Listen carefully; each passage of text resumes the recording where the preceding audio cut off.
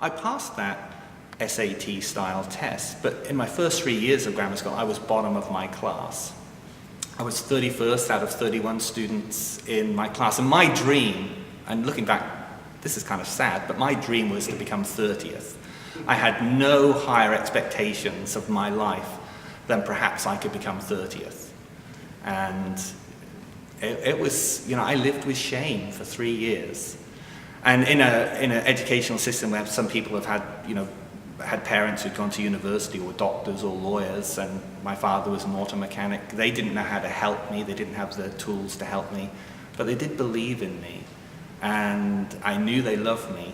They didn't have the educational ability to make significant difference.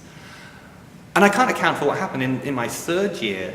Halfway through my third year of school, in my end-of-year examinations, I went from 31st to 14th.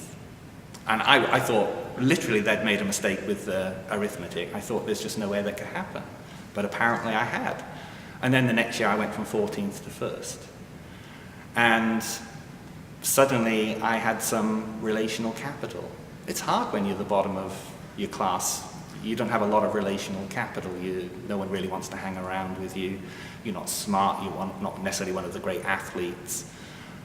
But I became someone that people wanted to then spend time with. So that was really helpful, I think, for me. And what was it you think that turned that around? I really don't know, because all I did was what I've always done. I've tried to be consistent. I think what happened is, as you get into your later years, your opinions and your own research start to count.